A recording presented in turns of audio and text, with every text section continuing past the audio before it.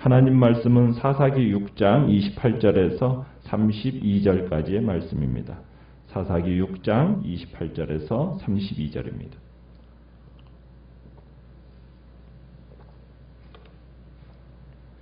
사사기 6장 28절에서 32절, 6장 28절입니다.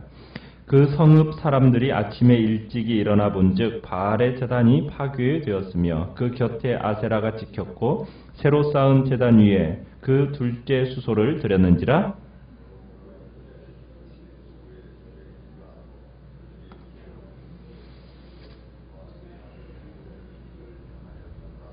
성읍 사람들이 요아스에게 이르되 내 아들을 끌어내라. 그는 당연히 죽을지니 이는 바알이 제단을 파괴하고 그 곁에 아세라를 찍었음이니라 하니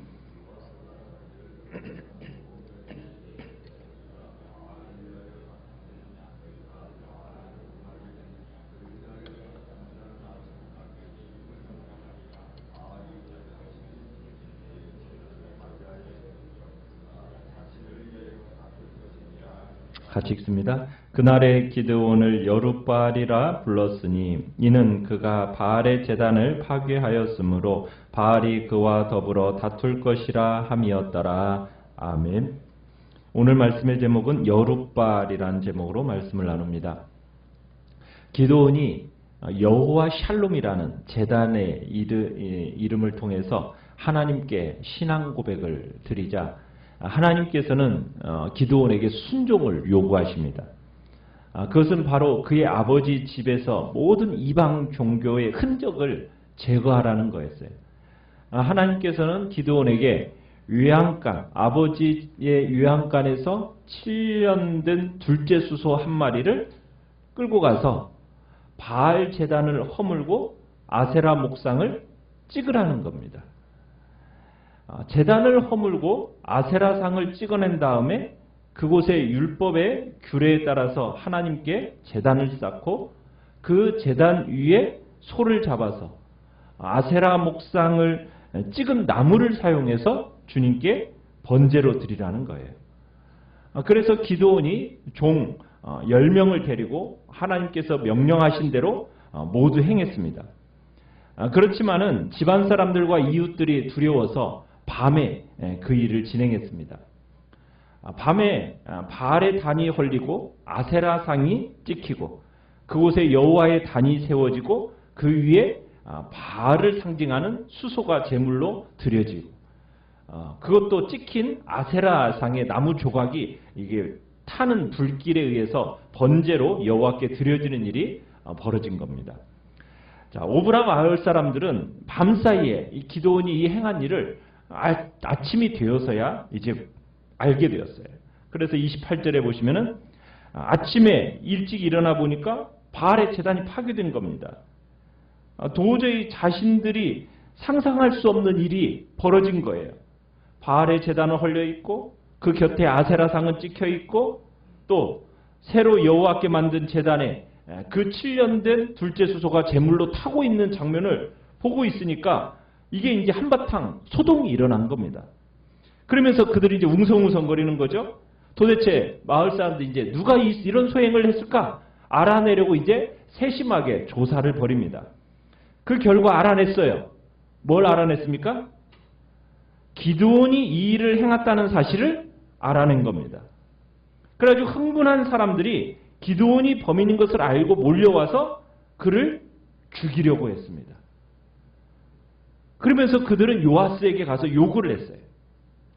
참 우리가 여기서 충격적인 모습을 보게 되는데요. 그건 뭐냐면 이스라엘 백성이에요. 지금 이 사람들은 이스라엘 백성들입니다. 이스라엘 백성이 지금 여호와의 명령을 수행한 사람을 죽이려고 하는 겁니다. 지금 그들이 누구의 소행인지를 적극적으로 지금 밝히려고 한 것을 지금 누구에게 이렇게 행한 사람을 상 주거나 칭찬하려고 하는 게 아니에요. 죽이려고 한다는데 지금 문제가 있다는 거예요. 지금 이스라엘의 종교적인 타락상을 지금 단적으로 보여주고 있는 예입니다. 그러니까 마을 사람들이 마치 자신들이 바알의 대리인인 것처럼 기드온을 지금 죽이겠다고 나선 거예요. 지금 하나님께서 이스라엘 백성들을 부르신 이유가 뭐예요? 여호와의 백성으로 부름받은 이 사람들은 여호와의 종교의 순수성을 지켜야 되는 거고 여호와께 헌신해야 되는데 오히려 지금 여호와의 순수성을 지키려 하고 여호와께 헌신한 기드온을 어떻게 하겠다고요? 죽이겠다고 나서고 바알의 대리인으로서의 역할을 자처하는 모습을 보게 되는 겁니다. 참 이스라엘 사람들이 누구를 위해서 지금 하고 있는 거예요? 여호와 하나님이 아니라 바알의 대리인으로서 자신들을 드리고 있는 거예요. 참 여호와의 종교를 위해서 얼마나 이렇게까지 헌신한 적이 있었나요? 그런 적이 없죠. 참 아이러니컬하지 않습니까? 바알과 아세라 숭배로 대표되는 이 현실적인 이익을 위해서라면 정말 맹렬하게 돌진하는 이스라엘 백성들의 모습을 우리가 보게 되는 거죠. 자, 아들을 끌어내라는 이 요아스는 지금 어떤 논리로 이제 이 상황들을 이제 비적하고 있는가를 보게 되는데요. 기드온의 아버지 요아스는 이제 궁지에 몰리게 됐어요. 지금 그를 대항하는 무리 앞에 지금 수적으로 굉장히 절대적으로 열세입니다. 지금 요아스가 대응하는 논리를 보면요. 그렇다고 해도 수세적으로 이렇게 하는 게 아니에요. 적극적인 공세로 이제 도리어 역전을 시키는 놀라운 반전을 우리가 보게 돼요. 그들을 맞이한 이 기드온의 아버지 요아스는 이렇게 얘기를 하죠. 뭐라고 얘기를 합니까? 31절에 둘러선 모든 자들을 향해 이렇게 얘기하는 거예요. 당신들이 바알의 편을 들어 싸우겠다는 것이요? 당신들이 지금 바알을 구원하겠다는 말이요? 하고 막 호통을 칩니다. 그래서 뭐라고 얘기하냐면 누구든지 그의 편을 들어 싸우는 사람 내일 아침에 죽임을 면치 못할 것이다. 이렇게 지금 경고로 이야기를 합니다. 무슨 얘기냐면 기드온을 해하게 되면 나도 가만히 있지 않겠다. 너희들 죽임을 당할 거다. 이런 식으로 지금 약간의 경고성 협박도 합니다. 요아스는 좀 재력이 있는 유지였어요. 그렇기 때문에 지금 이 바알의 단도 어디에 세워져 있느냐면 이 요아스의 집 앞에 세워져 있는 거거든요. 마당에 세워져 있는 거예요. 그러니까 사람들이 어쨌든 이 요아스의 경고에 귀를 기울일 수밖에 없습니다. 그러면서 뭐라고 또 얘기하냐면 바알이 과연 신이냐?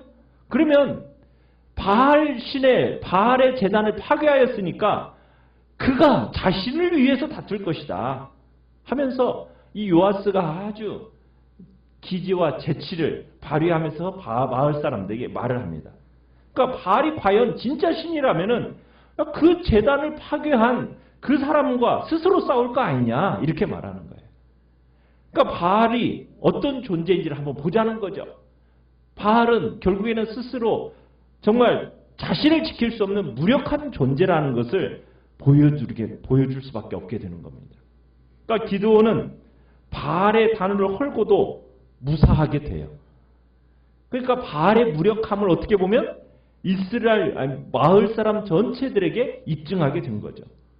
이 일로 인해 가지고 기드온의 이름이 이렇게 새로 주어지게 되죠. 뭐라고 주어졌어요?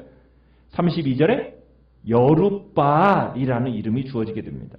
그러니까 기드온이 바알의 제단을 헐었으니까 바알이 직접 그와 싸우라 이런 말에서 불러진 이름이 뭐라고요? 여룻바알이에요. 이제 바알의 신을 노하게 했으니까 이제 기드온이 무사하지 못할 거다. 아마 그런 생각을 했지 않겠어요? 그러면서 이제 언제나 기드온이 쓰러져 죽을까? 어떻게 이 바알이 기드온에게 어떤 해를 입힐까? 아마 사람들이 기드온을 바라보면서 그거 자꾸 이제 생각을 했겠죠. 그런데 기드온이 죽어요, 안 죽어요? 안 죽어요. 무슨 해를 당하지도 않아요. 그러면서 무슨 생각이 들었겠어요? 바알은 무능력한 존재라는 생각이 이 마을 사람들의 마음속에 누구를 볼 때마다 기드온을 볼 때마다 생각이 나는 거예요. 그러면서 도리어 하나님의 능력이 자꾸 생각이 나는 거예요. 바알은 무능력한 존재라는 것이 자꾸 생각이 되어지고 도리어 누가 능력이 있다라는 것이 하나님이 능력이 있다라는 생각을 자꾸 불러일으키는 그런 별명이 기드온에게 주어진 거예요. 무슨 이름으로요? 여룻바알. 바알이라고. 그래서 후대에 여룻바알이라는 이름이 여러 번 나타나게 됩니다. 그러니까 바알 신은 어떤 신이냐? 자기를 방어할 수도 없는 무능력한 신이다. 꼭두각시의 우상에 불과할 뿐이다. 그런 사실을 입증하는 이름, 바알을 조롱하는 데 쓰여지는 그 이름이 무슨 이름이라고요? 여룻바알이다. 결국 오직 진정한 능력의 신은 누구라고요? 하나님이라고. 여호와 하나님이라고. 그것을 이제 여룻바알은 드러내고 있는 거란 얘기입니다. 여러분, 우리가 여기서 보게 되는 게 뭐예요? 여러분, 하나님께 순종할 때요, 우리가 칭찬도 받지만요, 칭찬보다도 비난을 받을 수 있다는 거 기억해야 돼요. 아니, 비난 정도가 아니라 아주 큰 위험을 맞이할 수도 있습니다. 그럼에도 불구하고 끝까지 믿음에 순종하면 어떤 일이 일어날까요? 주위 사람들이 변화되기 시작해요. 주위 사람들이. 여러분, 위기에 처해 있는 기드온을 누가 보호했어요? 아버지 요아스가 보호했어요. 그죠? 어떤 학자들은 그렇게 얘기해요. 요아스가 아버지이니까, 그러니까 아들인 기드온을 보호한 거 아니냐. 물론 뭐 아버지니까 아들을 보호하기도 했겠지만, 그러나 요아스는 아들 기드온이 제단을 허문 그 광경을 보고, 또 사람들이 지금 와서 우상을 허문 그 기드온을 죽이겠다고 막 들이닥치니까 요아스에게 어떤 일이 일어난 거냐면 영적인 회복이 일어난 거예요. 지금까지 요아스는 지금 바알신, 우상과 타협하고 지냈어요. 자기 집 앞마당에다가 그 동네를 위한 우상의 제단을 세워놨었어요.